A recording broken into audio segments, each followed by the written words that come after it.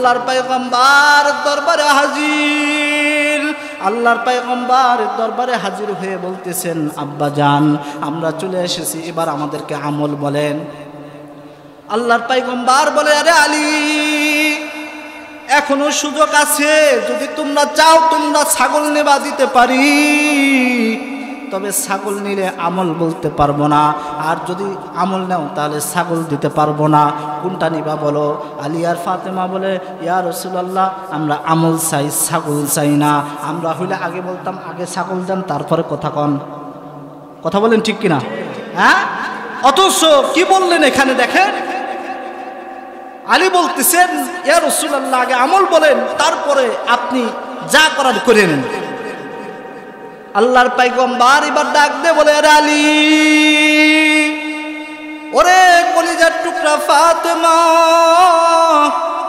এশার নামাজ পড়ে যদি কোনো ব্যক্তি 2 রাকাত সালাতে হাজত নামাজ আদায় করে, 2 রাকাত সালাতুল হাজতের নামাজ আদায় করে, দুইজনে যদি কিবলামুখী হয়ে, স্বামী স্ত্রী যদি কিবলামুখী হয়ে আল্লাহর দরবারে হাতটা তুলে যদি দোয়া করে, যদি এই দোয়া করে আসমানে যদি রিজিক থাকে, ওই রিজিক সাথে সাথে তার দরজার নাগালে চলে আসবে, তবে আমলটা জারি রাখতে হবে।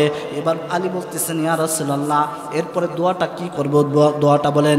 আল্লাহ রাসূল বলেন, এশার নামাজের পরে 2 রাকাত সালাতুল হাজত নামাজ পড়বা, 2 রাকাত সালাতুল হাজত নামাজ পড়ে স্বামী স্ত্রী কিবলামুখী হয়ে 2টা হাত তুলবা, 2টা হাত তুলে আল্লাহর কাছে দোয়া করবা, আল্লাহুম্মা ইয়া আউয়ালাল আউয়ালিন ইয়া আখিরাল আখিরিন ইয়া জুল জালালি ওয়াল ইকরাম ইয়া জুল জালালি ওয়াল ইকরাম ইয়া কুওয়াতিল মাতিন। যদি কোনো ব্যক্তি এই দোয়া পড়ে, ইয়া আরহামার রাহিমিন ইয়া রহিমাল মাসাকিন, যদি কোনো ব্যক্তি স্বামী স্ত্রী এই দোয়া করে দেয়, কিবলামুখী হয়ে যদি এই দোয়া করে, তাহলে আল্লাহ রাসূল বলেন যদি আসমানের উপরে তার রিজিক থাকে, আল্লাহ তাআলা সাথে সাথে তার রিজিকের ব্যবস্থা করে দেবেন। হাত নামান। আলহামদুলিল্লাহ,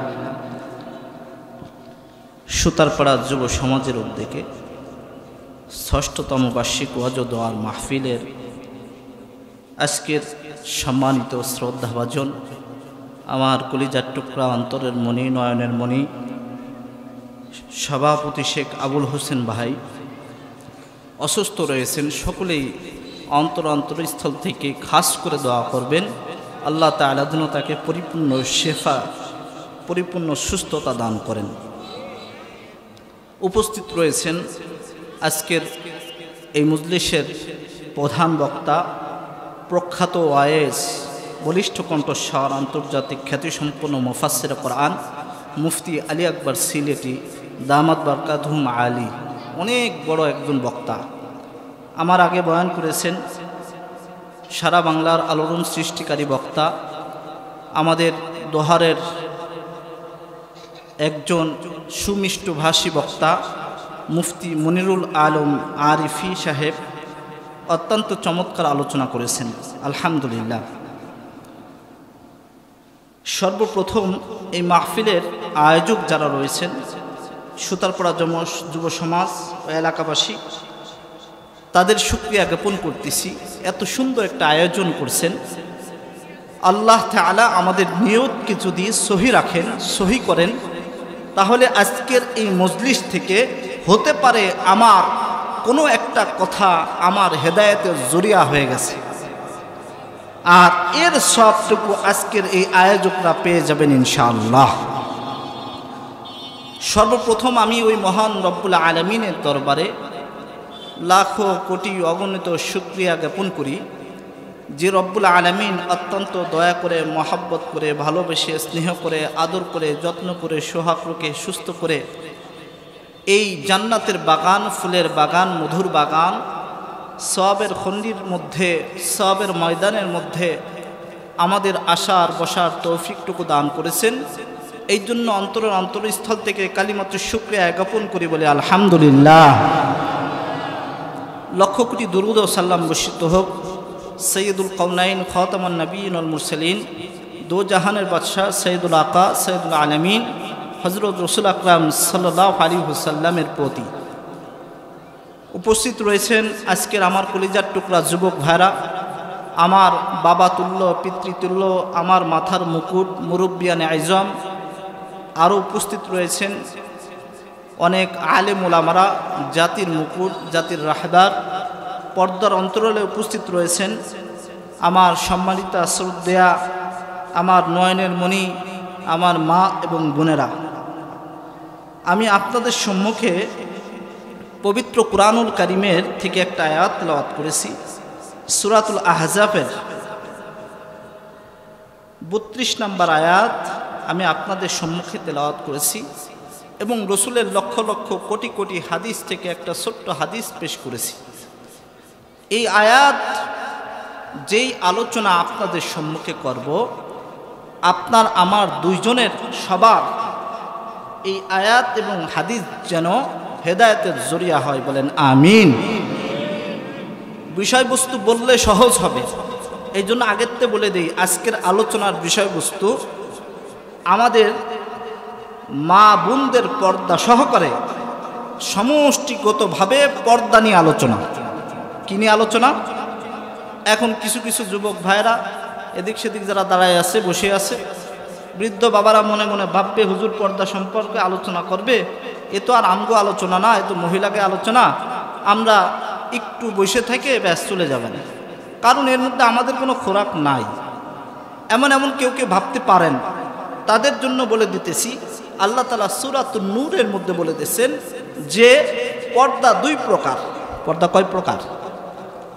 সবার জবান খুলতে হবে, এটা একটা ক্লাস। সবাই শিখার জন্য আসছি নাকি শিখানোর জন্য আইছি? শিখার জন্য আসছি, একটু জবান খুলতে হবে, ধ্যান খেয়াল আমার দিকে রাখতে হবে। পর্দা কয় প্রকার? দুই প্রকার। এক নাম্বার হলো পুরুষের পর্দা, এক নাম্বার। দুই নাম্বার মহিলার পর্দা।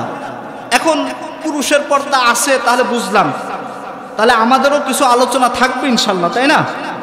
একটু ধ্যান খেয়াল শুনবেন। আমরা অনেকেই জানতাম পুরুষের আবার পর্দা আছে না, ভাবতাম, অনেকেই ভাবি আমরা এই কথা, তো পুরুষের তো পর্দা নাই, অনেকে জানি না। আবার কেউ কেউ জানেন আসলে পুরুষের পর্দা আছে। তা আমি এই সম্পর্কে আলোচনা করব। পুরুষের পর্দা দুই প্রকার। কয় প্রকার? আওয়াজ খোলেন, কয় প্রকার? মহিলার পর্দা তিন প্রকার। মহিলার পর্দা আমার মা বোনরা ভালো করে বুঝবেন, আজকের মধ্যে, আজকের কথার মধ্যে আপনাদের অনেক কিছু শিখার আছে। আমার বাবারা, বাজানরা, যুবক ভাইরা, আপনাদের জন্য অনেক কিছু শিখার আছে। তাহলে আমরা প্রথম বুঝলাম পুরুষের পর্দা দুই প্রকার, তাই না? আসেন দুই প্রকার একটু সংক্ষিপ্ত আলোচনা করে নিই। আল্লাহ তাআলা সূরাতুন নূরের মধ্যে আলোচনা করেন, বলেন কুল লিল মুমিনিনা ইয়াগুদ্দু মিন আবসারিহিম। সূরাতুন নূরের মধ্যে আল্লাহ বলেন, হে নবী আপনি আপনার উম্মতদেরকে বলে দেন, উম্মতের মধ্যে পুরুষদেরকে বলে দেন, লিল মুমিনিনা, যারা মুমিন, যারা মুমিন তাদেরকে বলে দেন, ইয়াগুদ্দু মিন আবসারিহিম, তারা যেন তাদের চোখের দৃষ্টিকে অবনত করে। সুবহানাল্লাহ, আসতে হয়ে গেল না? আল্লাহ নবীকে আল্লাহ বলতেছেন আপনি আপনার উম্মতদেরকে, পুরুষদেরকে বলে দেন তারা যেন তাদের চক্ষুকে অবনত রাখে। এরপর আল্লাহ বলছেন একটা পাইলাম, চোখের পর্দা পাইলাম পুরুষের। দ্বিতীয় নাম্বার পুরুষের পর্দা, আল্লাহ বলেন ওয়াহফাযু ফুরুজাহুম। দ্বিতীয় নাম্বার পর্দা হলো সে তার লজ্জা স্থানকে হেফাজত করবে। এই দুইটা পর্দা, এক নাম্বার চোখের হেফাজত করবে, দুই নাম্বার লজ্জা স্থানের হেফাজত করবে। এটা হলো পুরুষের পর্দা। এখন আসেন মহিলার পর্দা কয় প্রকার? আরেকটু জোরে বলেন।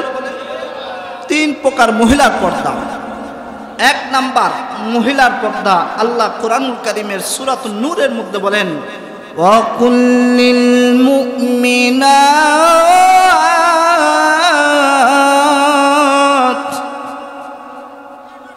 ইয়াগুদুনা মিন আবসারিহিন্না।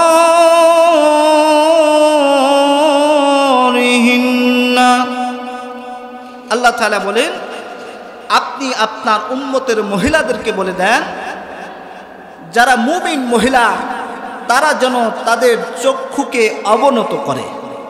সুবহানাল্লাহ বলেন। তাহলে মহিলাদের একটা পাইলাম হলো চোখের হেফাজত করা, তাই না?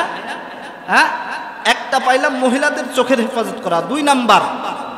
2 নাম্বার হলো দেহের পর্দা করা। কিসের পর্দা? দেহের পর্দা করা। আল্লাহ তাআলা সূরাতুল আহজাবের মধ্যে বলেন, وقرنا في بيوتكن ولا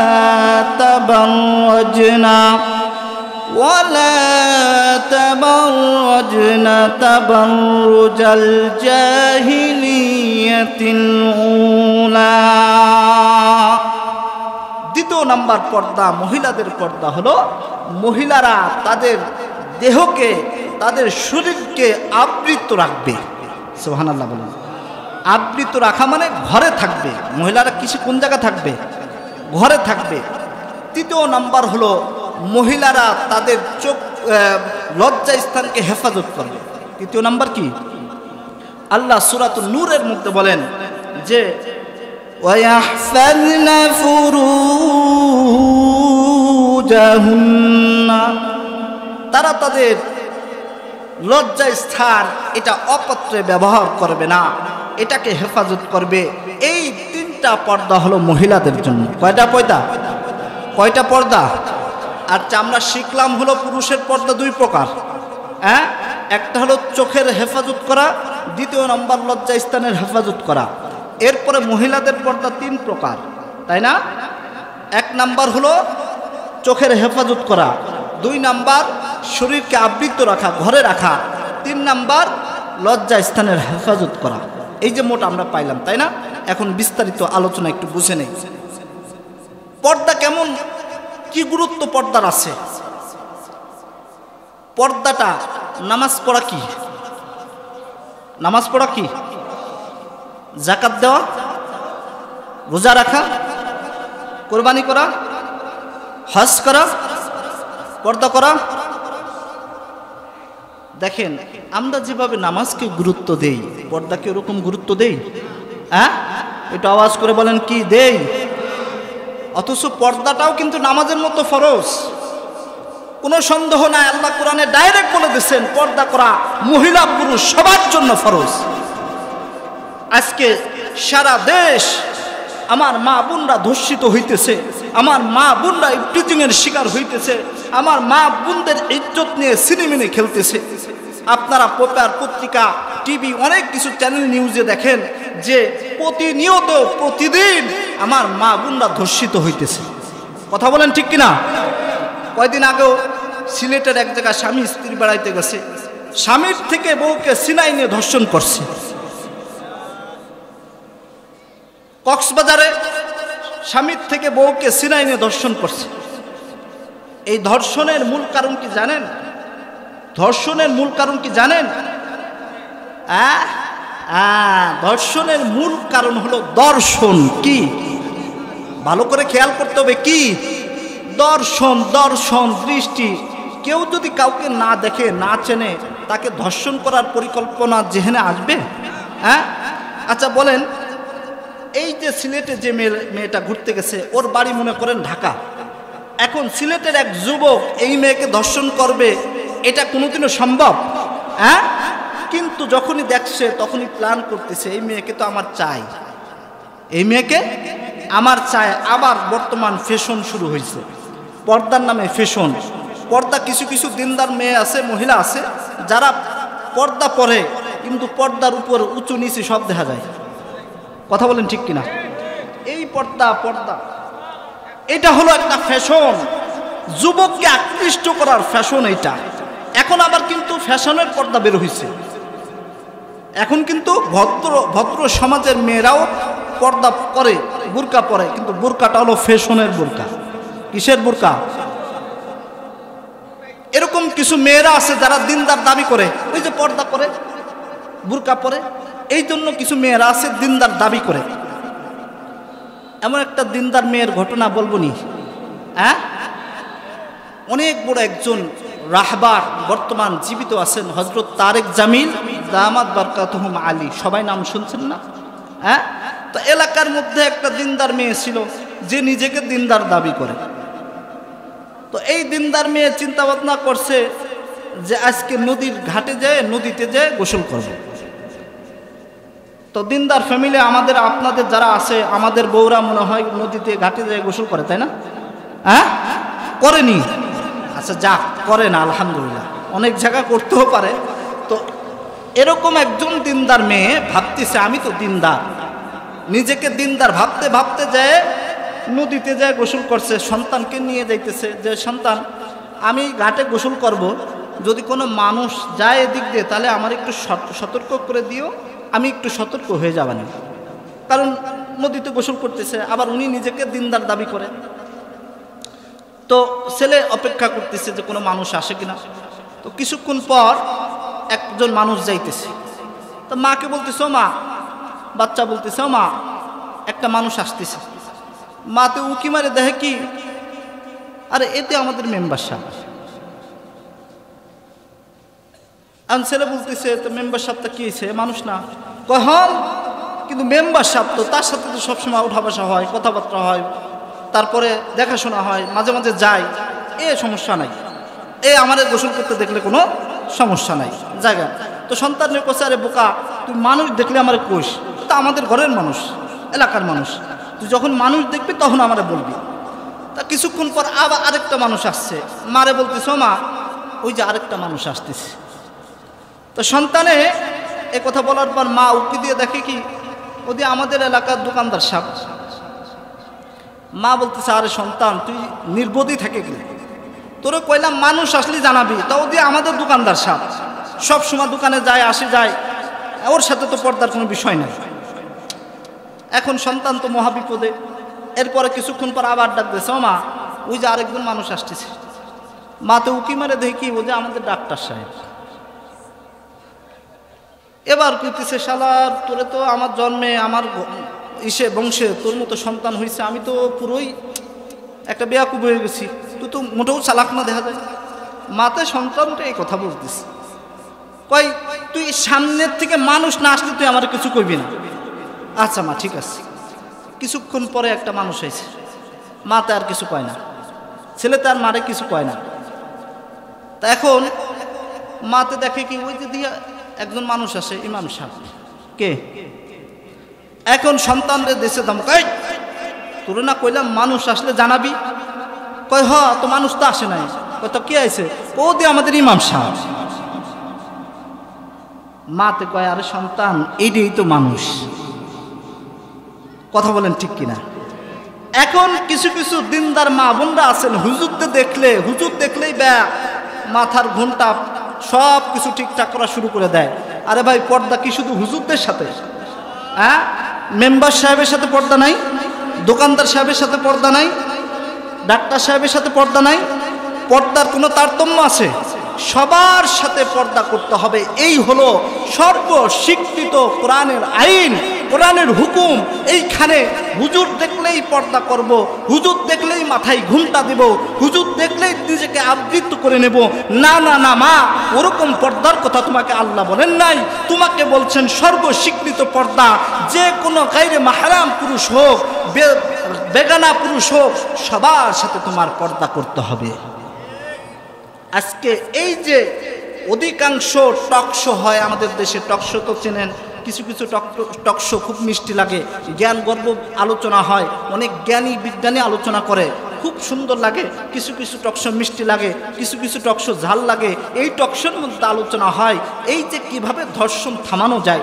সরকারের কাছেও, সরকারেরও প্রস্তুতি চলতেছে কিভাবে ধর্ষণ থামানো যায়, ধর্ষিতাকে কিভাবে, ধর্ষণকারীকে কিভাবে ফাঁসি দেওয়া যায়, এই পরিকল্পনায় চলতেছে। কিন্তু আসলে ধর্ষণ কিভাবে ঠেকাইতে হবে, আসলে ধর্ষণ কিভাবে ঠেকবে, এটা আমরা কেউ চিন্তা করি না। টকশোতে আলোচনা হয় ধর্ষণ কিভাবে ঠেকাইতে হবে, কিন্তু কোনো টকশোর মধ্যে এটা আলোচনা হয় না কিভাবে জিনাকারী মহিলা, জিনাকারী পুরুষ, জিনা কিভাবে এই জিনার থেকে মানুষ হেফাজত থাকবে, এটা চিন্তা ভাবনা করে না। কোরআনের আইন জিনা করার ক্ষেত্রে কি বলে এটা কখনো কল্পনা করে না। তো সারা জীবন না, কিয়ামত পর্যন্ত যদি খালি ওই টকশো করতে থাকে আর কিভাবে আমরা এই ধর্ষণ ঠেকাবো এটা চিন্তা করতে থাকে, তাও ধর্ষণ ঠেকানো সম্ভব? হ্যাঁ, ধর্ষণ ঠকাইতে কি লাগবে? কোরআনের আইন লাগবে। কিসের আইন? সারা বিশ্বের মানুষ যদি একমত হয়ে যায় ধর্ষণ ঠেকাইতে হলে ধর্ষণকারীকে ফাঁসি দিতে হবে, ফাঁসি দিলেই ধর্ষণ শেষ হয়ে যাবে। না না না, ধর্ষণের আগে দর্শনকে ঠেকান। যদি দর্শনকে ঠেকাইতে পারেন তাহলে ধর্ষিতা হওয়া থেকে নারী বাঁচবে, তাহলে ধর্ষণ থেকে নারী বাঁচবে। অন্যথায় কোনোদিনও আমি ধর্ষণকারীকে ফাঁসির রায় দিয়ে দিলাম, ফাঁসির কার্যকর করে দিলাম, এর দ্বারা জীবনে ধর্ষণ ঠেকানো যাবে না। আপনি দর্শনকে ঠেকান, আপনি সরকারি আইন জারি করবেন ধর্ষণকারীকে ফাঁসি, এদিকে পর্দার ব্যাপারে পর্দার বিপরীত বয়ান করবেন, পর্দার ব্যাপারে হেজাবের বিপরীত বয়ান করবেন। ঢাকা ভার্সিটিতে হেজাব পরা মেয়েকে ভর্তি করাবেন না, অন্য অন্য সরকারি স্কুল কলেজের মধ্যে হেজাবকারীদেরকে বেইজ্জতি করবেন, আর ওদিকে ধর্ষণকারীকে ফাঁসি দেবেন। এটা কোনোদিনও সম্ভব না। কথা বলেন ঠিক কিনা? সম্ভব এটা? সংসদে আইন পাশ করেন, পর্দা হেজাবের আইন পাশ করেন, প্রত্যেকটা কলকারখানা, প্রত্যেকটা সরকারি শিল্পকারখানায় যদি এই আলোচনা হয় মেয়েরা পর্দায় আসবে, পুরুষরা নামাজি পড়বে, সুন্নতি লেবাস থাকবে, তাহলে ধর্ষণ কোনোদিন সম্ভব? হ্যাঁ, অথচ আমরাই ধর্ষণের দিকে ঠেলে দিচ্ছি যে মহিলাদের হেজাব পরা যাবে না, আবার ওদিকে আইন পাশ করতেছি ধর্ষণকারীকে ফাঁসি দেব। এটা কোনোদিনও সম্ভব? তাহলে কি করতে হবে? আগে দর্শনকে ঠেকাইতে হবে। আপনার এই দর্শনকে ঠেকান, আপনার চক্ষুকে ঠেকান, আপনি চোখের হেফাজত করেন, তাহলে দর্শন থেকে বাঁচবেন, অন্যথায় কোনোদিনও বাঁচবেন না। মহিলাদেরকে হেজাবের হুকুম করেন, সরকারি আইন করেন, তাহলে দর্শন থেকে মহিলা হেফাজত পাবে, নারী নির্যাতন থেকে, নারী জিনার থেকে হেফাজত হবে, অন্যথায় কোনোদিনও সম্ভব না দর্শন ঠেকানো। কথা বলেন ঠিক কিনা ভাইরা আমার? এই জন্য কোরআনের আইন দরকার আছে কিনা? আহা, এই যে পর্দার ব্যাপারে আলোচনা করলেই অনেকের মন খারাপ হয়ে যায়। আমার বাড়িতে আমার বোন পর্দা করে না, আমার বাড়িতে আমার মা পর্দা করে না, আমার বাড়িতে আমার বউ পর্দা করে না, আমার বাড়িতে আমার মেয়ে পর্দা করে না। এই জন্য অনেকেরই মন খারাপ হয়ে যায়। আহারে, আমি তো পারতেছি না, হুজুর তো এনে নেই ঠেলতেছি। হুজুর ঠেলে কোনটা দে? এটা নেই ঠেলে। অথচ চিন্তা করেন কেমন পর্দাশীল ছিলেন। সাহাবা আজমাইনদের দিকে দৃষ্টি দিতে হবে। সাহাবা আজমাইন অনেক সময় আছে যে আমার মা বোনরা আছেন যারা বলেন যে আমি তো আমার ব্যক্তিগত কাজে আমি বাহিরে যাব, আমি আমার রোজগারের জন্য বাহিরে যাব। অনেক মা বোনরা চাকরিজীবী, অনেক মা বোনরা চাকরি করেন। আমি চাকরির বিরোধিতা করি না, চাকরির বিরোধিতার কথাও বলি না। তবে দেখেন মা ফাতেমা কেমন জীবন পালন করছেন। আপনার তো মা ফাতেমার মতো জীবন হওয়ার দরকার, আপনার তো মা ফাতেমার অনুসরণ করার দরকার। মা ফাতেমা কেমন জীবন পালন করছেন একটু তাকায় দেখেন। হযরত ফাতেমা রাদিয়াল্লাহু তাআলা আনহা কেমন জীবন পালন করছেন। হযরতে ফাতেমা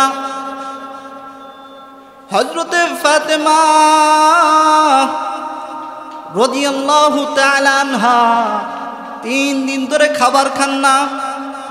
3 দিন ধরে হযরত ফাতেমার ঘরে রান্না হয় না, রান্না নাই, খাবার নাই। হযরতে আলী রাদিয়াল্লাহু তাআলা আনহু খোদার যন্ত্রণায় কাতরাইতেছেন। হযরতে আলীর হাসান হুসাইন খোদার যন্ত্রণায় কাতরাইতেছেন। এরে বাবা, একটু দিলের কান দিয়ে শোনো, অন্তরের কান দিয়ে শোনো, কেমন জীবন হযরতে ফাতেমা পালন করছেন, হযরতে আলী রাদিয়াল্লাহু তাআলা আনহু পালন করছেন। আলীর ঘরের মধ্যে 3 দিন রান্না হয় না, 3 দিন রান্না হয় না। হযরতে আলী রাদিয়াল্লাহু তাআলা আনহু বিছানার মধ্যে উবুড় হয়ে শুয়ে ক্ষুধা নিবারণের চেষ্টা করেন। হযরতে আলী রাদিয়াল্লাহু তাআলা আনহু জোহরের নামাজ পড়ে মসজিদে নববী থেকে বের হয়ে গেছেন। মসজিদে নববী থেকে বের হয়ে দেখেন সামনে 6টা বকরি 6টা ছাগল বাঁধা। এক সাহাবারা প্রশ্ন করে, এ সাহাবা, এই যে 6টা ছাগল দেখা যায়, এই 6টা ছাগল কার? তখন সাহাবা উত্তর দেয়, এটা হলো বিশ্বনবী হযরত মুহাম্মদ রাসূলুল্লাহ সাল্লাল্লাহু আলাইহি ওয়াসাল্লামের ছাগল। বিশ্বনবীর ছাগল এটা। হযরতে আলী মনে মনে ভাবেন, মনে হয় আমার শ্বশুরের কাছ থেকে ছাগল নেওয়া যাবে, একটা ছাগল আমি মনে হয় বিশ্বনবীর কাছে ছাগল হাদিয়া এসেছে। এরে ফাতেমা, আমার ঘরে তো 3 দিন রান্না হয় না, কত কষ্ট করেছে রে ফাতেমা, 3 দিন খাবার নাই, খাবার নাই। হযরতে ফাতেমা রাদিয়াল্লাহু তাআলা আনহাকে বলতেছেন, আলী বলেন, রে ফাতেমা যাও, আব্বাজির কাছে যাও, যায় বলো 3 দিন আমার ঘরে খাবার নাই, একটা ছাগল যেন আমাদেরকে দিয়ে দেয়। ফাতেমা রাদিয়াল্লাহু তাআলা আনহা আলীর হুকুম শোনার জন্য চলে গেছেন বাবার দরবারে। আসরের নামাজ শেষ করে বাবার দরবারে রওনা হয়ে গেছেন। বাবার দরবারে যেয়ে দরজার কাছে যেয়ে টোকা দিয়েছেন, আস্তে করে টোকা দিয়েছেন। হযরত রাসূল আকরাম পয়গম্বর দাঁড়ায়া গেছেন, ঘাড়ের মধ্যে একটা চাদর ছিল। আয়েশা ডাক দিয়ে বলে, পয়গম্বর, আমি কোনোদিন দেখি নাই আপনি হঠাৎ করে এইভাবে দাঁড়াইয়া গেছেন। ও পয়গম্বর, কি হয়েছে, সমস্যা কি? ফিদাকা ইয়া রাসূলুল্লাহ, আমার সব কিছু আপনার জন্য কোরবানি হয়ে যাক, আমার বাবা মা আপনার জন্য কোরবানি হয়ে যাক। ইয়া রাসূলুল্লাহ, কেন দাঁড়াইয়া গেলেন, কেন দাঁড়াইয়া গেলেন? আল্লাহর পয়গম্বর বলে, রে আয়েশা, মনে হয় দরজার ওই পারে আমার কলিজার টুকরা নয়নের মনি ফাতেমা দাঁড়াইয়া আছে। রে আয়েশা, যাও না একটু যায় দেখো ফাতেমা ওইখানে আছে কিনা। দরজাটা খুলে দেখে সত্যি সত্যি ফাতেমা দাঁড়ায় রয়েছে। হযরত পয়গম্বর কেমন ভালোবাসতেন ফাতেমাকে, কেমন ভালোবাসতেন ফাতেমাকে, কেমন ভালোবাসতেন চিন্তা করেন। দেখে নাই, অদেখাই বলে দিয়েছেন, মনে হয় দরজার ওপারে ফাতেমা, ফাতেমার ঘ্রাণ পাওয়া যায়, মনে হয় ফাতেমা আসছে। আয়েশা বলে যে, ইয়া রাসূলুল্লাহ, ইয়া হাবিবাল্লাহ, মনে হয় আপনার মেয়ে আসছেন। হযরত ফাতেমা যায় বলছেন, আব্বা জান, আজকে 3 দিন আপনার জামাতা আলী আমার ঘরে কোনো পাক হয় না, রান্না হয় না, আমার ঘরে কোনো খাবার নাই। আপনার নাতি হাসান হুসাইন ক্ষুধার্ত কাতরাইতেছে, খুব ক্ষুধার্ত। আপনার জামাতাও খুব ক্ষুধার্ত। আমি আপনার মেয়ে কলিজার টুকরাও খুব ক্ষুধার্ত। ইয়া রাসূলুল্লাহ, ইয়া হাবিবাল্লাহ, আমাকে কি একটা ছাগল দেওয়া যায় না, যেই ছাগলটা দিয়ে আমি আমাদের ক্ষুধা নিবারণ করতাম? রাসূল সাল্লাল্লাহু আলাইহি সাল্লামকে বলতেছেন। আল্লাহ রাসূল বলেন, ওরে ফাতেমা, তোমার ঘরের খাবারের জন্য বকরি, আমার ছাগল যে কয়টা লাগে সবই দিতে প্রস্তুত আছি। আমরা হলে কি বলতাম? সব নিয়ে যাও গা। আমার মেয়ের 3 দিন খাবার নাই, 3 দিন রান্না হয় না, এই কথা শোনার পরে কেউ বসে থাকতাম? বলতাম, মা তোমার যা লাগবে সব নিয়ে যাও। আল্লাহর পয়গম্বর কি বলে শোনেন, বলেন, রে ফাতেমা, ও আমার কলিজার টুকরা ফাতেমা,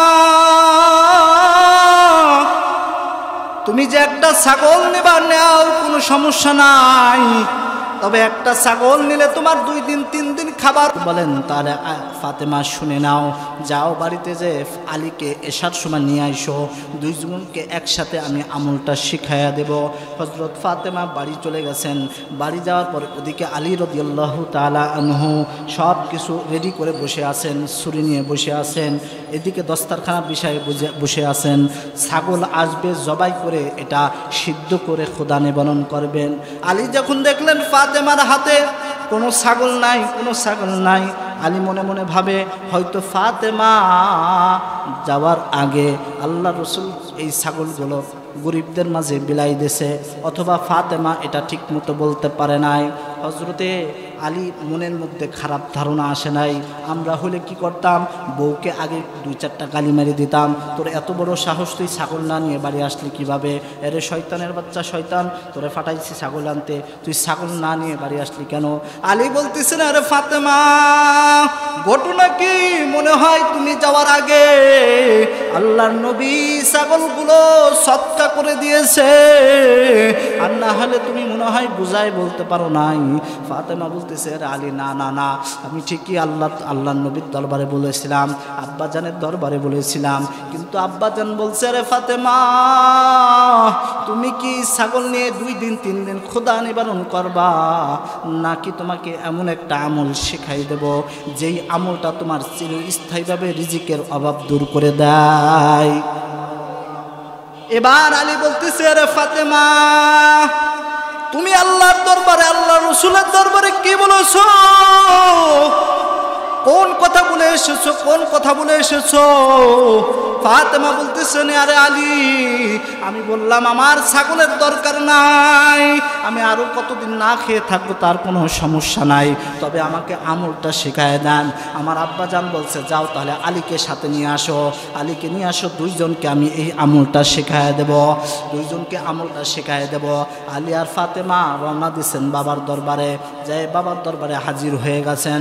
আল্লাহর পয়গম্বর দরবারে হাজির, আল্লাহর পয়গম্বর দরবারে হাজির হয়ে বলতেছেন, আব্বাজান, আমরা চলে এসেছি, এবার আমাদেরকে আমল বলেন। আল্লাহর পয়গম্বর বলে, আরে আলী, এখনো সুযোগ আছে, যদি তোমরা চাও তোমরা ছাগল নেবা দিতে পারি, তবে ছাগল নিলে আমল বলতে পারবো না, আর যদি আমল নাও তাহলে ছাগল দিতে পারবো না, কোনটা নিবা বলো? আলী আর ফাতেমা বলে, ইয়া রাসূলুল্লাহ, আমরা আমল চাই, ছাগল চাই না। আমরা হইলে আগে বলতাম আগে ছাগল দেন তারপরে কথা কন, কথা বলেন ঠিক কিনা? হ্যাঁ, অথচ কি বললেন এখানে দেখেন, আলী বলতেছেন, ইয়া রাসূলুল্লাহ, আগে আমল বলেন, তারপরে আপনি যা করার করে নেন। আল্লাহর পয়গম্বর এবার ডাক দে বলে, আরে আলী, ওরে কলিজার টুকরা ফাতেমা, এশার নামাজ পড়ে যদি কোনো ব্যক্তি 2 রাকাত সালাতে হাজত নামাজ আদায় করে, 2 রাকাত সালাতুল হাজতের নামাজ আদায় করে, 2 জন যদি কাবলামুখী হয়ে, স্বামী স্ত্রী যদি কাবলামুখী হয়ে আল্লাহর দরবারে হাতটা তুলে যদি দোয়া করে, যদি এই দোয়া করে আসমানে যদি রিজিক থাকে, ওই রিজিক সাথে সাথে তার দরজার নাগালে চলে আসবে, তবে আমলটা জারি রাখতে হবে। এবার আলী বলতেছেন, ইয়া রাসূলুল্লাহ, এরপরে দোয়াটা কি করব? দোয়াটা বলেন। আল্লাহ রাসূল বলেন, এশার নামাজের পরে 2 রাকাত সালাতুল হাজত নামাজ পড়বা, 2 রাকাত সালাতুল হাজত নামাজ পড়ে স্বামী স্ত্রী কিবলামুখী হয়ে 2টা হাত তুলবা, 2টা হাত তুলে আল্লাহর কাছে দোয়া করবা, আল্লাহুম্মা ইয়া আউয়ালাল আউয়ালিন, ইয়া আখিরাল আখিরিন, ইয়া জুল জালালি ওয়াল ইকরাম, ইয়া জুল জালালি ওয়াল ইকরাম, ইয়া কুওয়াতিল মাতিন।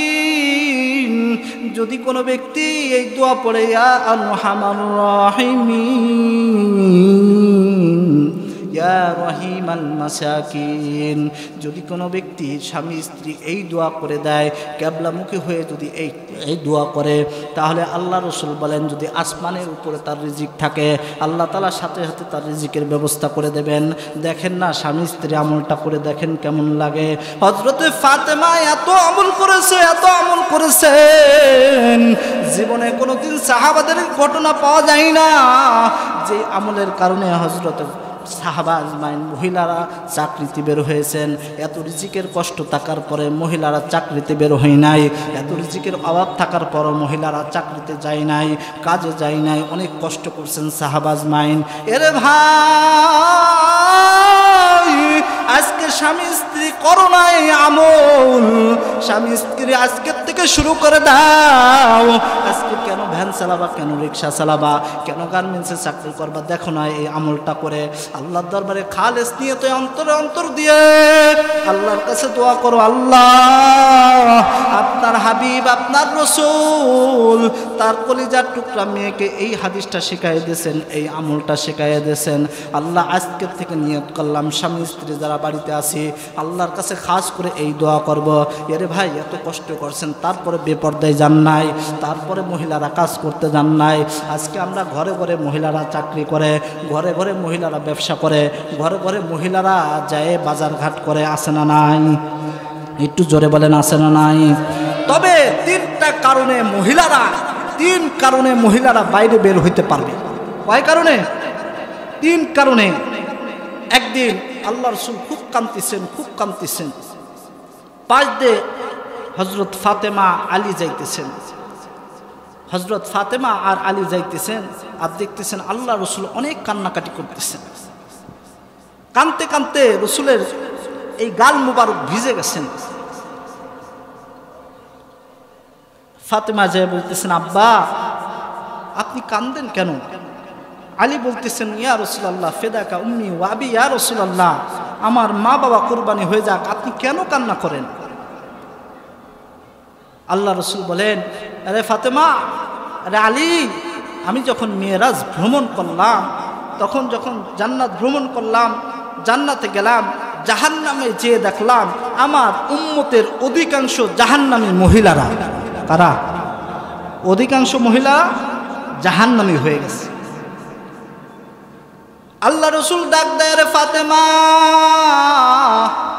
আমি যখন জাহান্নাম ভ্রমণ করলাম দেখলাম অধিকাংশ মহিলারাই জাহান্নামী। 6 প্রকার মহিলাদেরকে রসুল বলছেন, 6 প্রকার মহিলাদেরকে মারা যাওয়ার সাথে সাথে বিনা হিসেবে জাহান্নামে দিয়ে দেবেন। কি হিসেবে জাহান্নামে দেবেন? আরেকটু আওয়াজ করে বলেন, বিনা হিসেবে জাহান্নামে দিয়ে দেবেন। 6 প্রকার মহিলাকে বিনা হিসেবে মারা যাওয়ার সাথে সাথে জাহান্নামে দিয়ে দেবেন।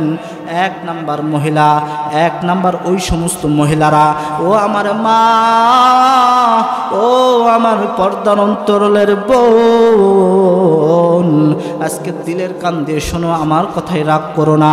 এগুলো রসুলের হাদিস, এগুলো মানতে হবে। যদি না মানো মনে রেখো তোমরা ডাইরেক্ট জাহান্নামী হয়ে যাবা। 6 প্রকার মহিলারা মারা যাওয়ার সাথে সাথে জাহান্নামে চলে যাবে। আল্লাহ রসুল বলেন, আরে ফাতেমা রাদিয়াল্লাহু তাআলা আনহা বলেন, ইয়া আব্বাজান 6 প্রকার মহিলা কারা কারা একটু বলে দেন, না জানি ওই মহিলাদের মধ্যে আমিও পড়ি কিনা। আল্লাহ রসুল বলেন, 1 নাম্বার ওই সমস্ত মহিলারা যারা রাস্তাঘাটে চুল খোলা রেখে চলাফেরা করত, যারা নিজের সৌন্দর্যকে জাহির করে রাস্তায় চলাফেরা করত, এই মহিলা ইন্তেকালের সাথে সাথে বিনা হিসেবে জাহান্নামে চলে যাবে। আরেকটু আসতে বলেন নাউজুবিল্লাহ। এবার হিসাব মিলায় দেখেন আমাদের সাথে মিলে কিনা, সবার সাথে মিলে যাবে। আল্লাহ রসুল ডাকতে বলেন, ফাতেমা, আমি দেখলাম জাহান্নামের মধ্যে একটা মহিলাকে আগুনের মধ্যে ঝুলাইয়া রাখছে, ঝুলাইয়া রেখে জাহান্নামের আগুন জ্বালাইয়া দিছে। জাহান্নামের আগুন উত্তপ্ত। রে ফাতেমা, কলিজাটা থরথর করে কাঁপা শুরু হয়ে গেল। হাই হাই, কি কঠিন আযাব, কি কঠিন আযাব, জাহান্নামের আগুনের মধ্যে আমার মাকে এরকম পোড়াইতেছেন। এবার জিব্রাইলকে ডাক দেয়, ও জিব্রাইল, জিব্রাইল আমার উম্মতের এই মহিলার কি কারণে শাস্তি হয়? জিব্রাইল ডাক দিয়ে বলেন, ইয়া রাসূলুল্লাহ, ইয়া হাবিবাল্লাহ, আপনার উম্মতের ওই সমস্ত মহিলা এরা যারা বেপরদায় এই যে মাথার চুল খালি রেখে রাস্তাঘাটে চলাফেরা করত, নিজের সৌন্দর্যটাকে জাহির করে চলাফেরা করত, এরা এন্তেকালের সাথে সাথে জাহান্নামে চলে যাবে, বিনা হিসেবে জাহান্নামে চলে যাবে। 2 নাম্বার, ওই মহিলা বিনা হিসেবে জাহান্নামে চলে যাবে গো মা। ও আমার বাবারা, ও কলিজার টুকরা যুবক ভাইরা আমার, অনেকের বোন আছে, অনেকের মা আছে, অনেকের বউ আছে, অনেকের কলিজার টুকরা মেয়ে আছে। মনে রাখবা 2 নাম্বার ওই মেয়ে, যে মেয়েকে বিনা হিসেবে আল্লাহ তাআলা জাহান্নামে দিয়ে দেবেন। আল্লাহ রসুল দেখেন একটা মহিলাকে জাহান্নামের মধ্যে জিব্বার মধ্যে শিক লাগায়া জাহান্নামের আগুনে পুড়ায় তকবক তকবক করতেছে। আল্লাহর পয়গম্বর জিব্রাইলকে ডাক দেয়, ওরে জিব্রাইল, দেখে তো আমারও সহ্য হয় না। ও জিব্রাইল, এই মহিলার জিব্বার মধ্যে শিকটা লাগায়া জাহান্নামের আগুন পোড়ায়, ঘটনা কি, কারণ কি?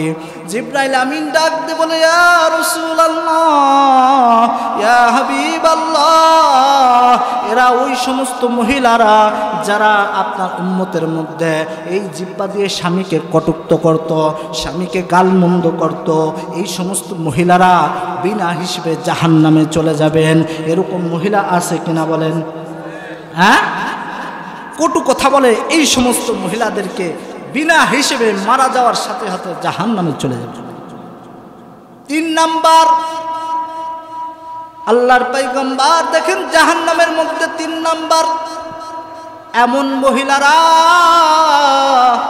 এমন পুরুষ যারা পাশে ভালো ভালো গোস্ত রেখে এবং আরেক পাশে পচা গোস্তর ভিতর থেকে পোকা বের হইতেছে, পোকা, এই পোকা খাইতেছে, স্বামী পুরুষ মহিলা 2 জনে পোকা খাইতেছে, ওই পচা গোস্ত খাইতেছে। আল্লাহ রাসূল জিব্রাইলকে ডাক দিয়েছে, ও জিব্রাইল, ঘটনা কি? এই পোকা, এই পাশেই ভালো মাংস রয়েছে, তাজা মাংস থুয়ে এরা এই যে পোকা মাকড় যুক্ত পচা গান্ধা গোস্ত খাইতেছে, ঘটনা কি? জিব্রাইল ডাক দিয়ে বলে, ইয়া রাসূলুল্লাহ, এরা আপনার ওই সমস্ত উম্মত যারা দুনিয়ার মধ্যে হালাল স্বামী ছাড়া, হালাল স্ত্রী ছাড়া অন্য জায়গা পরকিয়া করছে, এরা ওই সমস্ত ব্যক্তি যারা দুনিয়ার মধ্যে হালাল স্বামী হালাল স্ত্রী ছেড়ে অন্যের সাথে পরকিয়া করছে, মোবাইলে মেসেঞ্জারে চ্যাট করছে, ইমোতে কথা বলছে, হোয়াটসঅ্যাপে কথা বলছে, অন্য পুরুষের প্রতি আসক্ত হয়েছে, পরকিয়া করছে। এই সমস্ত মহিলাদেরকে 3য় নাম্বার এরকম আযাব দেওয়া হবে, কষ্ট দেওয়া হবে। ওই গোস্তগুলো খাইতেছে আর পুরা শরীর দিয়ে ওই পোকাগুলো বের হয়ে যাইতেছে। আল্লাহর পয়গম্বর ডাক দিয়ে বলে, রে ফাতেমা, এই অবস্থা দেখে আমার দিলটা ভেঙে গেছে, আমার তো সহ্য হয় না রে ফাতেমা। এবার বলে, আব্বা জান, 4 নাম্বার মহিলারা কারা? 4 নাম্বার ওই সমস্ত মহিলারা যারা হায়েজ নেফাস থেকে পবিত্র হয় না, যারা পবিত্রতা অর্জন করে না, তাদেরকে আল্লাহ তাআলা বিনা হিসেবে জাহান্নামে দিয়ে দেবেন। 5 নাম্বার সংক্ষিপ্ত আকারে বলতেছি, 5 নাম্বার ওই সমস্ত মহিলারা যারা মিথ্যা কথা বলে, তাদেরকে আল্লাহ বিনা হিসেবে জাহান্নামে দিয়ে দেবেন। 6 নাম্বার ওই সমস্ত মহিলাদেরকে আল্লাহ তাআলা বিনা হিসেবে জাহান্নামে দিয়ে দেবেন। 6 নাম্বার যারা অন্যের ভালো দেখতে পারে না, হিংসা করে, এমন মহিলা আছে কিনা? অন্যের ভালো দেখতে পারে না এমন মহিলা আছে না? অন্যের ভালো দেখলে তার জ্বলন শুরু হয়ে যায়, জ্বলতে থাকে। এই মহিলাও মারা যাওয়ার সাথে সাথে জাহান্নামে চলে যাবে। বলেন নাউজুবিল্লাহ। আর একটু আওয়াজ করে বলেন নাউজুবিল্লাহ। এই 6 প্রকার মহিলা মারা যাওয়ার সাথে সাথে জাহান্নামে চলে যাবে। এই জন্য আল্লাহ তাআলা সূরাতুল আহজাবের মধ্যে বলেন, ইয়া নিসা আন-নবী লাস্তুন্না কাআহাদিন মিনান নিসা। আল্লাহ বলেন, ও নবীর পত্নীগণ, ও নবীর স্ত্রীগণ, ইয়া নিসা আন-নবী লাস্তুন্না কা আহাদিম মিনান নিসা, ও নবীর স্ত্রীগণ, ও নবীর পত্নীগণ, তোমরা অন্য অন্য মহিলাদের মতো না, তোমরা অন্য অন্য মহিলাদের মতো না, তোমরা খুব দিনদার, খুব আমলি। নবীদের পরিবারের থেকে আমলি পরিবার আর আছে? আমাদের এরকম হবে? হ্যাঁ, এই নবীদের পরিবারকে আল্লাহ তাআলা বলতেছেন, ইয়া নিসা আন-নবিয়্যি লাস্তুন্না কা আহাদিম মিনান নিসা, ও নবীর পত্নীগণ, তোমরা অন্য অন্য মহিলাদের মতো না। তোমাদেরকে বলতেছি, ইনি তাকাইতুন্না ফালা তাখযানা বিল কওল, তোমরা যদি প্রকৃতভাবে আল্লাহকে ভয় করতে চাও, তাহলে তোমরা কথার মধ্যে বিনয় আইনো না, তোমরা কথার মধ্যে নম্রতা কোমলতা আইনো না। এটা নবীদের স্ত্রীদেরকে আল্লাহ বলতেছেন। অথচ আমাদের অবস্থা কেমন? স্বামীর সাথে যত রকম অশ্লীলতা, যত রকম কটু কথা স্বামীর সাথে বলি, আর অন্যদের সাথে, অন্য বেগানা পুরুষদের সাথে মিষ্টি কোমল ভাষায় কথা বলি। কথা বলেন ঠিক কিনা? একটু আওয়াজ করে বলেন ঠিক কিনা? আছে না এরকম? হ্যাঁ, যারা স্বামীর সাথে সুন্দরভাবে কথা বলে না, কিন্তু অন্য পুরুষ, দেবর, পাশের বাড়ির দেবর, মামাতো ভাই, খালাতো ভাই, ফুফতো ভাই, অমুক ভাই, তমুক ভাই, এদের সাথে কি মিষ্টি ভাষায় কোমল সুরে কথা বলে বউ, আর স্বামীর সাথে খেসেমস। আছে না নাই? আছে না নাই? আল্লাহু আকবার। এদের কথা আল্লাহ বলতেছেন, ইনিত্তাকাইতুন্না ফালা তাখযানা বিল কওল, ও নবীর স্ত্রীগণ, তোমরা কথার মধ্যে কোমলতা আনবা না, তোমরা কথার মধ্যে নম্রতা আনবা না। তোমরা কথার মধ্যে নম্রতা আনলে সমস্যা আছে। কই কি সমস্যা? কই সমস্যা হলো ফায়াতমাল্লাযী ফি কলবিহি মারাজ, কই এমন কিছু পুরুষ আছে, তোমরা যদি কোমল সুরে কথা বলো, তোমরা যদি নরম সুরে কথা বলো, ওই মহিলা, ওই পুরুষের অন্তরের মধ্যে খলক সৃষ্টি হয়ে যাবে, ওই পুরুষের অন্তরের মধ্যে রোগ সৃষ্টি হয়ে যাবে, ওই পুরুষের অন্তরের মধ্যে কালো, মনের মধ্যে জং ধরা শুরু হয়ে যাবে। না জানি অমুকের বউ কত সুন্দর হতে পারে, তার কথা এত মিষ্টি, এত মধুময়, না জানি সে দেখতে কেমন হবে, না জানি তার শরীরের গঠন কেমন হবে। মনের মধ্যে এরকম কুমন্ত্রণা শুরু হয়ে যাবে, চক্রান্ত শুরু হয়ে যাবে। কিভাবে অমুকের বউকে আনা যায় সেই ফিকির করবে। আজকে একজনের বউ আরেকজনের নিয়ে ভাগে। আছে না নাই? হ্যাঁ, এই ভাগার একটাই কারণ, ওই যে প্রথমে কমল সুরে কথাবার্তা, দরজার উপর থেকে এত মিষ্টি সুরে কথা বলে, ও স্বামীর সাথে জীবনে ভালো করে মিষ্টি সুরে কথা বলে না। বাইরের থেকে লোক আসলে কি কমল কণ্ঠ, মনে হয় কেমন রহমত জোরে পড়তেছে। কথা বলেন ঠিক কিনা? এই জন্য আল্লাহ বলতেছেন, ও নবীর পত্নীগণ, তোমরা নম্রতার সাথে কথা বলবা না, কোমল সুরে কথা বলবা না। ওই যদি বলো তাহলে কি হবে জানো? তাহলে এমন কিছু মানুষ আছে যাদের অন্তরের মধ্যে ভালো না, যারা তোমরা মনে করবা ভালা, কিন্তু তাদের অন্তরের মধ্যে কালা।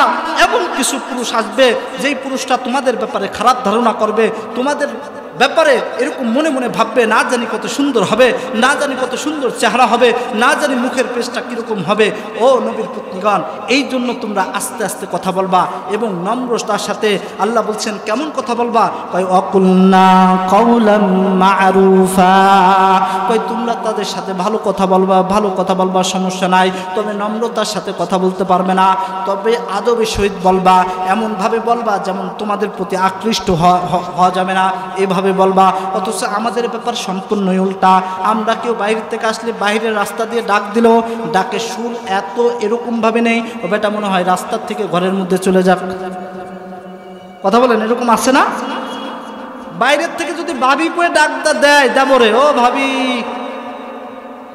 ওদিকতে যদি আওয়াজ শুনতে পারে, ওহো দেবর যে আসো আসো আসো আসো, বসে যাও, পানি এসে খেয়ে যাও। আর শত কষ্ট করে সকাল থেকে সন্ধ্যা পর্যন্ত মাথার গাম পায়ে ফেলে স্বামী কাজ করে বাড়িতে সন্ধ্যার পর রওনা দিয়ে বলে, বউ এক গ্লাস পানি খাও। বউ ঝাড়ি দিয়ে কয়, মায়ান্দারের সাল খাইয়ে কাম নাই, এসে ডাইলে খা, আমার এক গ্লাস খাওয়া। এমন আছে না নাই? কথা বলেন, এমন আছে না নাই? এই জন্য ভাইয়ের আমার, আল্লাহ তাআলা বলতেছেন, শোনো, কমল সুরে কথা বলো না, তাহলে সমস্যা হয়ে যাবে। এ ভাই, একটু ভালো করে খেয়াল করবেন, সাহাবা আজমাইন কত কঠোর এ ব্যাপারে। হযরতে ফাতেমা কেমন পর্দাশীল ছিলেন, হযরতে ফাতেমা আলীকে বলে, ও আলী, আমি যদি ইন্তেকাল করি, আমি যদি মারা যাই, তাহলে পৃথিবীর কোনো ব্যক্তিকে তুমি জানাবা না ফাতেমা মারা গেছে, এই কথা কাউকে বলবা না, আমাকে গোপনে গোপনে রাত্রে দাফন দিয়ে দিবা। আলী বলে, রে ফাতেমা, তুমি নবীর মেয়ে, তুমি বিশ্ব নবীর মেয়ে, ও ফাতেমা,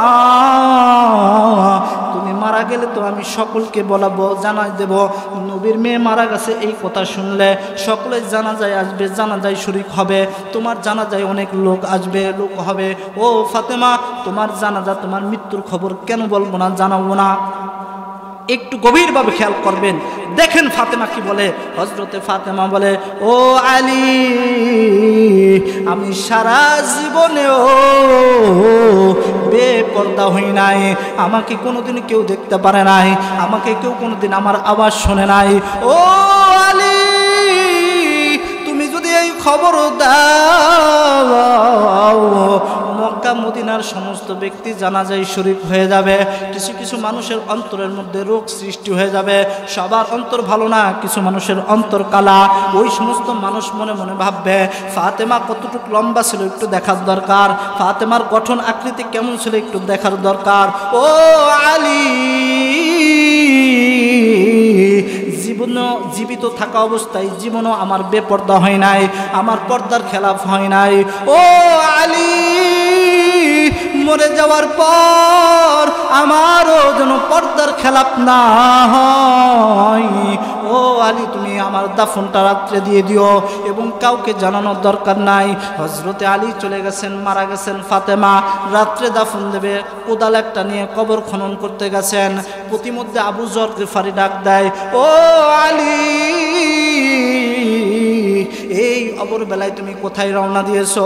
আলী এবার ডাক দে বলে, আবু যর, বলা যাবে না রে, বলা যাবে না। আবু যর চোখের পানি ফেলায়া ফেলায়া বলে, রে আলী, তুমি না বললো আমি বুঝতে পেরেছি, আমাকে আমার পয়গম্বর বিশ্বনবী মুহাম্মদুর রাসূলুল্লাহ খবর দিয়েছেন। এরে আবু যর, যা না রে, যা, আমার আলীর বাড়িতে যা, আমার আলী হাসান হুসাইন ছাড়া আমার কলিজার টুকরা ফাতেমার খাটিয়া বহন করার মতো কোনো ব্যক্তি নাই। এরে আবু যর, যা রে, যা, একটু খাটিয়াটা বহন কর। আলী রাদিয়াল্লাহু তাআলা আনহুকে যায় বলতেছেন, আমাকে নবী বলছেন, আমাকে নবী সংবাদ দিয়েছেন। এবার চারজন মিলে আবু যর রাদিয়াল্লাহু তাআলা আনহু আসছেন, আবু যর গিফারি রাদিয়াল্লাহু তাআলা আনহু আসছেন, আইসে চারজনে মিলে কবরের এখানে আসছেন। কবরে আসার পরে কবরের কাছে দাঁড়ায়া আবু যর গিফারি রাদিয়াল্লাহু তাআলা আনহু বলতেছেন, ও কবর, তুমি কি জানো আজকে তোমার মধ্যে কাকে রাখা হইতেছে? এরে কবর, তুমি কি জানো আজকে তোমার মধ্যে কাকে রাখা হইতেছে? কবর কোনো উত্তর দেয় না। আবার বলতেছে, আরে কবর, তোমার মধ্যে আলীর স্ত্রী নয়নের মণি তোমার মধ্যে রাখা হইতেছে। কবর কোনো উত্তর দেয় না। এরপরে বলতেছে, আরে কবর, তোমার মধ্যে হাসান হুসাইনের কলিজার টুকরা মাকে রাখা হইতেছে। কবরের কোনো উত্তর নাই। এর কবর, তোমার মধ্যে পয়গম্বরের কলিজার টুকরা মেয়েকে রাখা হইতেছে। কবর কোনো উত্তর দেয় না। এবার কবরকে বলে, আরে কবর, তুমি কি জানো আজকে তোমার মধ্যে সাইয়্যিদুল জান্নাহ, সাইয়্যিদাতুন নিসাই আহলিল জান্নাহ, জান্নাতের সর্দারনি মহিলা ফাতেমাকে তোমার কবরের মধ্যে রাখা হইতেছে। কবর কোনো উত্তর দেয় না। কবর চুপচাপ হয়ে গেছে। ও পর্দার অন্তরালের মা, একটু ভালো করে বুঝে নাও। ও আমার কলিজার টুকরা বাবারা, ও আমার কলিজার টুকরা যুবকরা, একটু ভালো করে বুঝে নাও কেমন ছিল আমল। হযরত ফাতেমার ব্যাপারে কবর কোনো কথা বলে না। এবার কবরের জবানটা আল্লাহ খুলে দিয়েছেন। কবর বলতেছে, রে আবু যর, আনা বাইতুজ যুলমা, আমি কবর অন্ধকারের ঘর, আমি কবর অন্ধকারের ঘর, আমি কবর অন্ধকারের ঘর। আমি কবর অন্ধকারের ঘর। এরপরে বলতেছে আনা বাইতুত্তুদা, আমি কবর পোকামাকড়ের ঘর। আনা বাইতুন নাফরাতি, ও আবু জান, আমি কবর নাফরাতের ঘর। আমি কবর কোনো বংশ পরিচয় চিনি না। আমি সাইয়্যিদুন নবিয়্যিন সর্দার বিশ্বনবীর মেয়েকে চিনি না। আমি আলীর স্ত্রীকে চিনি না। আমি হাসান হুসাইনের মেয়েকেও চিনি না। আমি জান্নাতের সর্দারনি ফাতেমাকে চিনি না। আমি চিনি দুনিয়ার মধ্যে কার কতটুক ঈমান, আমি চিনি কার কতটুক আমল রয়েছে। এরে আমার বাবারা একটু ভালো করে খেয়াল করো। ফাতেমা তো জোহরা, জোহরা নাম হয়েছে এই জন্য, ফাতেমাকে জোহরা বলা হয় এই জন্য। ফাতেমা হলো মণিমুক্তা, জোহরা মানে মণিমুক্তা। জোহরা মানে যেটা গোপনে রাখা হয়। আমার মা বোনদের ইজ্জত আল্লাহ এত বাড়াই দিয়েছেন, এত বাড়াই দিয়েছেন। আমার মা বোনরা হলো পর্দার ভিতরে থাকার জিনিস। আমার মা বোনরা হলো দামি জিনিস, যার কারণে পর্দার ভিতরে থাকবে। এই জন্য ভাইয়েরা আমার, পুরুষ সৃষ্টিকর্তা, মহিলার সৃষ্টিকর্তা কে? আরেকটু আওয়াজ করে বলেন কে? আরেকটু আওয়াজ করে বলেন কে? ওই মালিক জানেন আমাকে সৃষ্টি করছেন, ওই মালিক আমার মা বোনকেও সৃষ্টি করছেন মালিক, পুরুষকে সৃষ্টি করছেন মালিক, মহিলাদেরকেও সৃষ্টি করছেন মালিক। আপনারা ভালো করে বুঝবেন, যেটা যেই সৃষ্টি করে সেই ভালো জানে কারে কোনভাবে ব্যবহার করতে হয়। আজকে মোবাইল যে সৃষ্টি করছে এই ব্যক্তি ভালো করে জানে মোবাইল কিভাবে ভালোভাবে চালাইলে ভালো থাকবে। আজকে যে বিমান সৃষ্টি করেছে সেই ভালো জানে বিমান কিভাবে চালালো এটা ভালো থাকবে। আজকে আল্লাহ মানুষ পুরুষ সৃষ্টি করেছেন, আল্লাহ ভালো করে জানেন পুরুষদের কি করবেন। মহিলা সৃষ্টি করছেন, আল্লাহ ভালো করে জানেন মহিলাদেরকে কি করবেন। আল্লাহ বলেন ওয়াকুজিয়া ফাইজা কুজিয়াতিস সালাতু ফান্তাশিরু ফিল আরদি। ও পুরুষদের হুকুম হলো যখন তোমরা ফজরের সালাত আদায় করবা, নামাজ পড়বা, তোমাদের আসল হলো তোমরা রিজিকের অন্বেষণে বের হয়ে যাবা। আর মহিলাদের আসল হলো তারা পর্দার ভিতরে থাকবে, এটা হলো মহিলার আসল। ওরে ভাই, আজকে আমার মা বোনদের মধ্যে এত কিছু বুদ্ধিমান মা বোনরা রয়েছে যারা নিজেদেরকে অবমাননা করার জন্য, নিজেদের ইজ্জত খনন করার জন্য রাস্তায় নামে। আছে না নাই? একটু আওয়াজ করে বলেন। নিজেরা থাকবে পর্দার ভিতরে, এই পর্দার ভিতর থেকে তারা হবে সেফটি। তাদের মান ইজ্জত পুরুষের থেকে 3 গুণ বেশি। কয় গুণ বেশি? 3 গুণ বেশি আল্লাহ তাআলা দিয়েছেন। আর এরা এই 3 গুণকে অবজ্ঞা করে পুরুষের মতো হাওয়া বাতাস খাইতে আসে। আচ্ছা বলেন তো, ভাঙ্গারি চিনেন আপনারা? ভাঙ্গারি, হ্যাঁ, ভাঙ্গারি সবাই আপনারা মনে হয় আলমারি শোকেসের মধ্যে আটকায় রাখেন তালা মেরে, তাই না? ভাঙ্গারি কই রাখেন? রাস্তার পাশে ভাঙ্গারি থুয়ে দেন। আর স্বর্ণের টুকরা আলমারির মধ্যে, তাও ওর মধ্যে একটা ড্রয়ারের মধ্যে আরেকটা মানি ব্যাগ, ওই মানি ব্যাগের মধ্যে আরেকটা ছোট্ট ব্যাগ, ওই ছোট্ট ব্যাগের মধ্যে সুন্দর করে সাজায় রাখেন স্বর্ণ, তাই না? হ্যাঁ, এখন আমার মা বোনরা চায় যে পুরুষ যেরকম বাইরে হাওয়া বাতাস খায়, আমগো একটু হাওয়া বাতাস খাওয়ার দরকার। ও আমার মা বোন, তোমরা হাওয়া বাতাস খাও, কোনো সমস্যা নাই, তবে হাওয়া বাতাসের সাথে আরও কিছু খাওয়া লাগবে। কি খাইতে হবে? ওই ভাঙ্গারি রাস্তার পাশে যেরকম ওই যে ট্রাকের পচা হাওয়া, ট্রাকের ধোয়া যেরকম ভাঙ্গারি খায়, ওই ভাঙ্গারির উপর আইসে কুত্তায় যেরকম মতে, বিড়ালে যেরকম টয়লেট বানায়, ঠিক তদুরি তোমরাও যদি রাস্তায় নামো তাহলে তোমরাও পুরুষের থেকে দূষিত হইবা, তোমরাও নির্যাতন হবা, তোমরাও টিচিংয়ের শিকার হইবা। আর যদি তোমরা সুরক্ষিত থাকো, আলমারির মধ্যে সুরক্ষিত থাকো, তাহলে তোমাদেরকে এই ভাঙ্গারির মতো অবহেলা হইতে হবে না।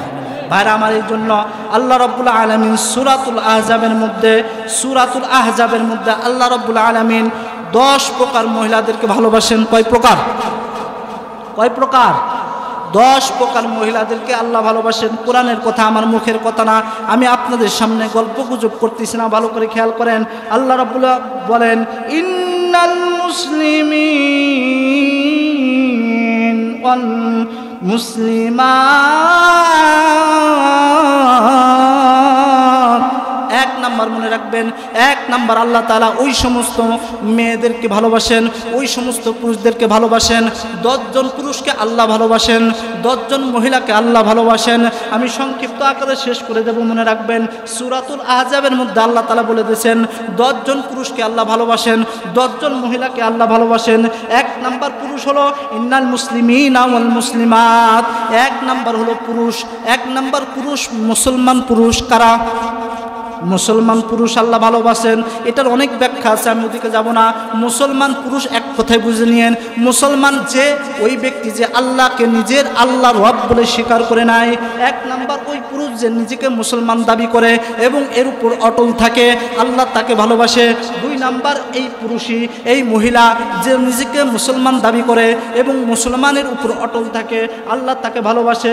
2 নাম্বার আল্লাহ ঘোষণা করে দিয়েছেন তাদের জন্য মাগফিরাত, আল্লাহ তাদের জন্য ক্ষমার ঘোষণা দিয়ে দিয়েছেন এবং তাদের জন্য বড় প্রতিদানের ব্যবস্থা করে দিয়েছেন।